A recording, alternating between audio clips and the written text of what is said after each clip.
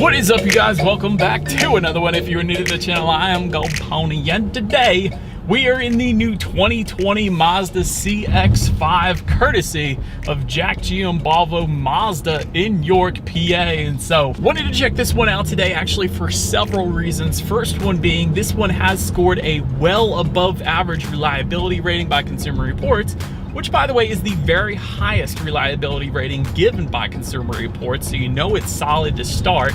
And not only that, there is several changes actually for the 2020 CX-5. So what do you say? Let's go ahead and jump right into it. And as always, let's start with pricing. And so of course, as expected, there are several different trim levels for the 2020 Mazda CX-5. First one being the Sport, starting at $25,090. Then you have the Touring for $26,730. Grand Touring for $30,210. Grand Touring Reserve, which actually is the one we are in today, this one's starting at $35,035.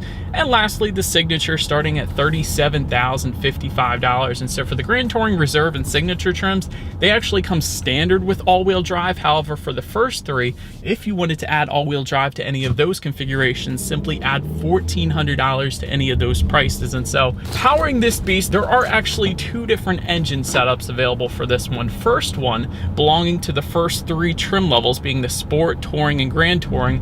That engine setup is a 2.5 liter direct injected inline four-cylinder, putting out 187 horsepower at 6,000 RPM, 186 pound-feet of torque available at 4,000 RPM. Power, of course, sent to front wheels or all wheels through a 6-speed automatic, giving you MPG numbers at 25 city, 31 highway for the front-wheel drive, 24 city, 30 on the highway for the all-wheel drive. But then there is the more powerful 2-liter turbocharged inline four-cylinder belonging to trims including the Grand Touring Reserve that we have today and the Signature. This one puts out 227 horsepower at 5,000 RPM if you put 87 octane in it. However, if you were to put 93 octane in this beast, that does bump the power numbers up actually quite substantially, up to 250 horsepower, in case you were curious there. Then to go along with it, 310 pound-feet of torque available at 2,000 RPM if you go with 87 octane. 93 octane will bump you up to 320 pound-feet of torque, which by the way is a 10 pound-feet of torque jump from the 2019 CX-5 for this engine setup at least. So there's one of the new changes for the 2020 CX-5, but power, of course, sent to all wheels through a 6-speed automatic, 0 to 60 time, 6.4 seconds, which we will be testing out in a little bit here. MPG numbers come in at 22 in the city, 27 on the highway. But so now, before we do any kind of accelerations, I did want to mention there is a sport driving mode found just to the left of the shifter. There's a little button for that, and so when I just put it in that sport driving mode, it did immediately downshift for me, so it is going to hold the RPMs at a much higher level, and it's also going to adjust throttle sensitivity as well. But so now, having got all of those specs out of the way, what do you guys say? Let's do our first test, and let's test out the acceleration here on the CX-5, and let's see how quickly we can get this one here up to speed. There we go.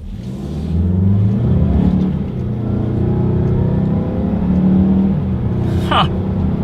All right, definitely a very nice acceleration. I will say I felt like it was shifting a bit early. Like if I were to manually shift through the gears myself, which you can do, just slide the shifter all the way to the left, I kind of feel like I would have got a little bit of acceleration there. I feel like the Mazda CX-5 was shifting a bit early, but still plenty of an acceleration, of course. Not going to have any issues merging onto the highway or anything like that, but still, I feel like the CX-5 was holding back on me a little bit. That's all I'm saying, but definitely a very nice acceleration in this one. But to go along with that, as always, braking is equally important. And so up front, you will find 12.6-inch ventilated front discs. In the back, 11.9-inch solid rear discs. As far as the braking feel goes, it's been absolutely perfect for me so far today. Certainly no issues with braking feel or squishy brake or anything like that.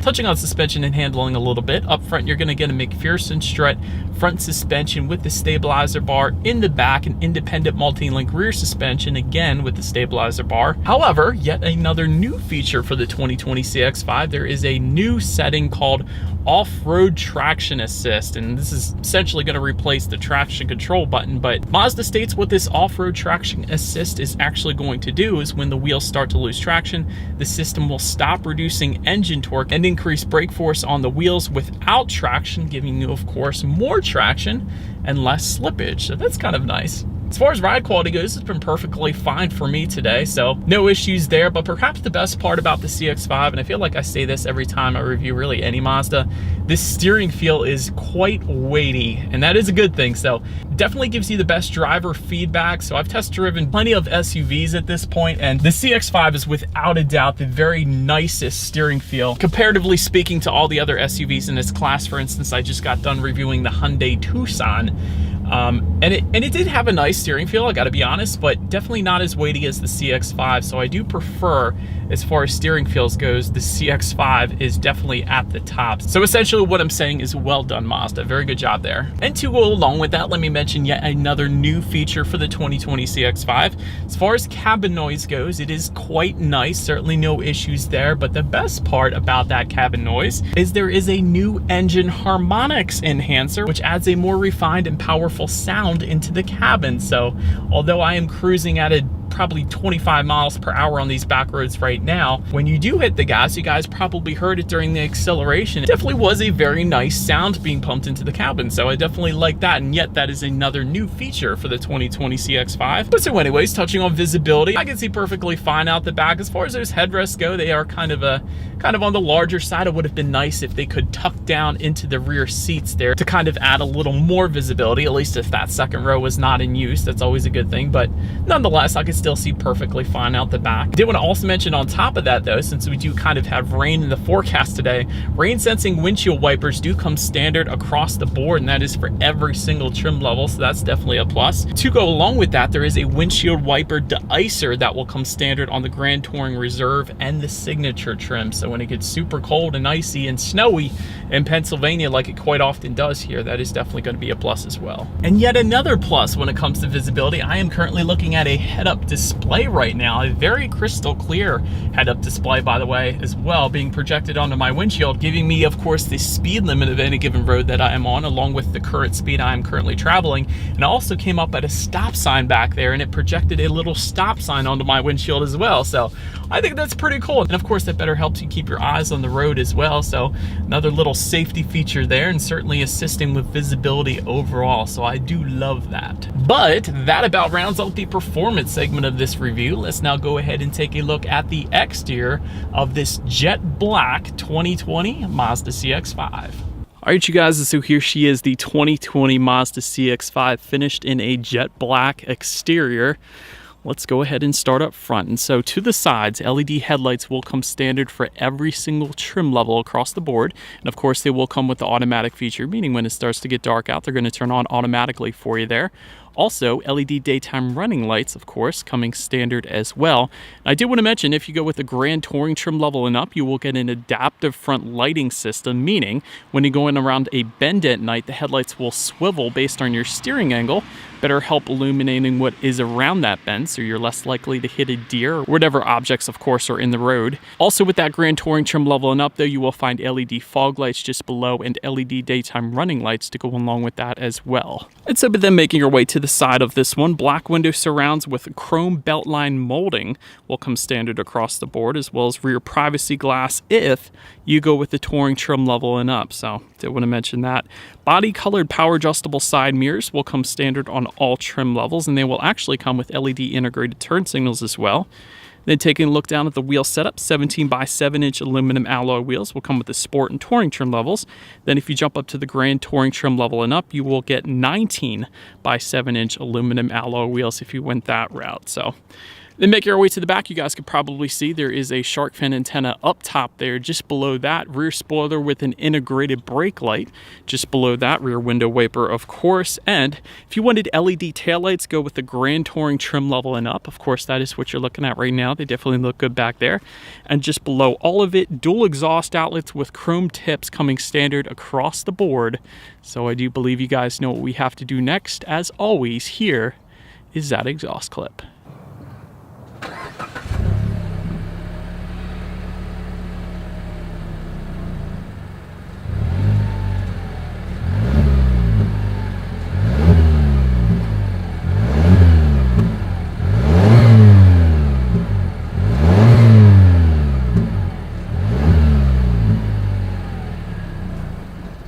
And so, but now since we are around back of the CX-5, as far as opening that rear liftgate, there is a button on the key fob, so feel free to just press that. There's also a button on the actual liftgate, so there's a couple ways you can go about opening it up, but it is actually a power liftgate if you were to go with the Grand Touring trim level and up, if you wanted to go that route. But once opened up, cargo capacity is going to come in at 30.9 cubic feet. If that was not enough space, of course, those rear seats do fold down, bumping the cubic feetness up to 59.6 cubic feet. And although the driving dynamics are absolutely amazing in the CX-5, this is probably one area of the CX-5 that could use a little bit of room for improvement is the cargo space, because that 59.6 cubic feet, that is less than its competitors like the Hyundai Tucson. Honda CR-V actually comes in at 75.8 cubic feet, which is a ton. Toyota RAV4 69.8, so a lot of the competitors do have a substantial bit more cargo space than the CX-5, but again, if you're looking for more of those driving dynamics, it really can't be beat, the CX-5 at least. So I suppose that's kind of the trade-off, but nonetheless, underneath that cargo floor, you can find a spare tire under there as well. But then making our way to the rear legroom, this is where the CX-5 gets actually pretty good. 39.6 inches of rear legroom space. For reference, I'm an even 6 feet tall. This is how much space I had back there, so actually plenty of space for me, so that's definitely nice.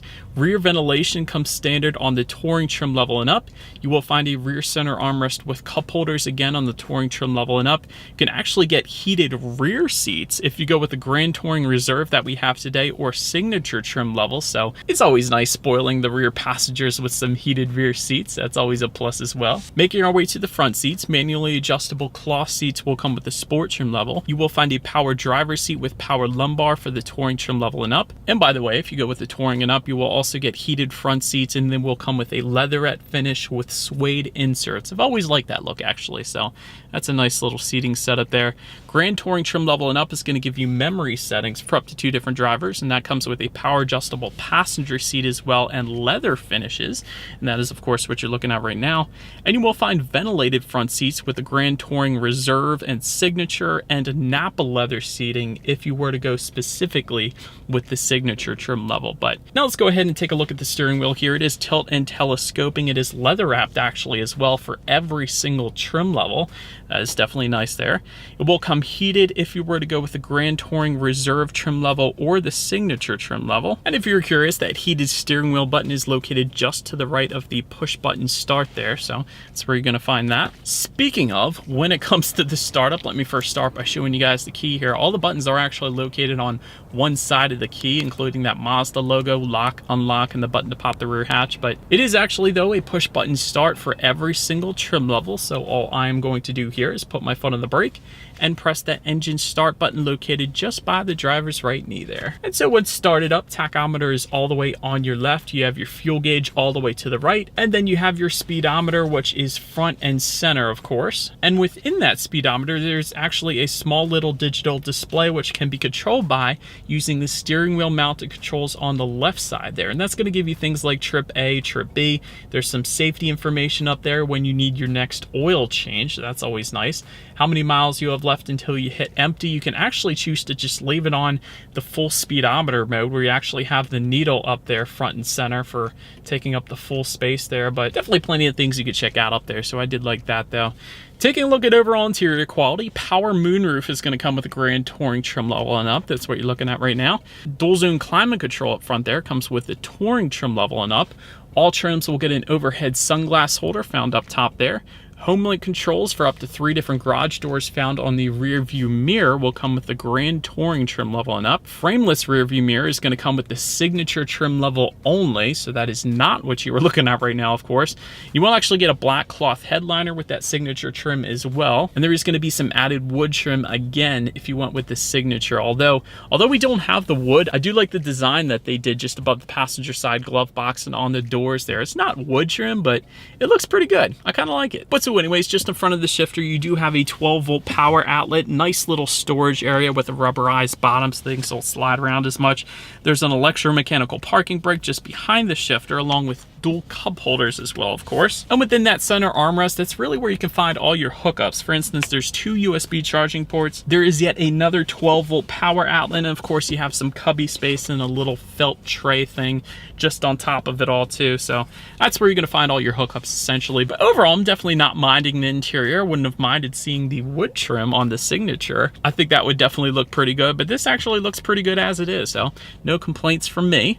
Let's go ahead now and take a look at the tech display. Front and center here, you will find a 7-inch color touchscreen display if you were to go with the Sport, Touring, or Grand Touring trim levels. However, if you go with the Reserve or Signature, you will find an 8-inch color touchscreen display. But either way, you will still get Bluetooth and audio streaming regardless of which setup that you go with, along with Android Auto and Apple CarPlay if you go with the Touring trim level and up. That's not going to come on the Sport, unfortunately. So go with the Touring and up, and therefore you have free navigation through your smartphone. You can like and dislike your Pandora songs up there, and there's a couple other apps as well. Factory navigation system is going to come standard with the Signature, although you don't really need it with Android Auto and Apple CarPlay there. You can also, of course, check out your radio settings up there. And by the way, when it comes to the sound systems on the CX-5, you will actually get 4 speakers with the Sport trim level, which really isn't a whole lot. 6 speakers with the Touring, and all other trim levels, Grand Touring and up, essentially is going to give you a 10-speaker Bose sound system. So therefore, that is the one we have today. So what do you guys say? Let me go ahead and turn on the radio here. Let's see what we got playing this morning, and let's test out the clarity of this one.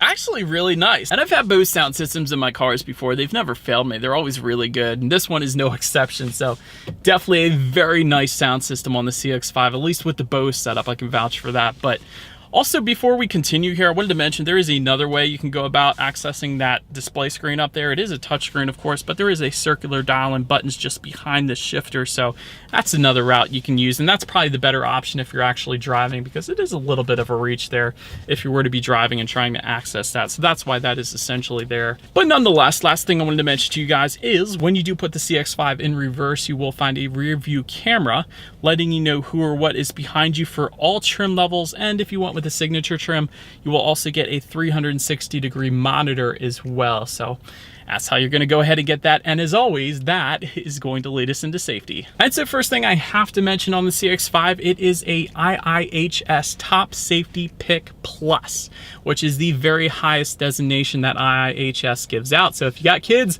this is a safe bet. But continuing on, front side and side curtain airbags will come standard. In the back, you're going to have latch, aka lower anchors and tethers for children for the rear car seats. Rear child door locks, also standard back there. Tire pressure monitoring system. But some of the more exciting advanced safety features coming standard across the board here are a blind spot monitoring system with rear cross traffic alert, hill start assist, advanced smart city brake support with pedestrian detection, also adaptive cruise control with stop and go, forward collision warning, and lane departure warning with lane keep assist. And of course, if you go with the Grand Touring trim level and up, you're also going to get an auto dimming rear view mirror. But that's a ton of standard safety features across the board. So once again, well done Mazda there. But that about rounds out this review of the CX-5. Do appreciate you guys watching. Feel free to follow me on social media at the bottom of the screen there. Be a like.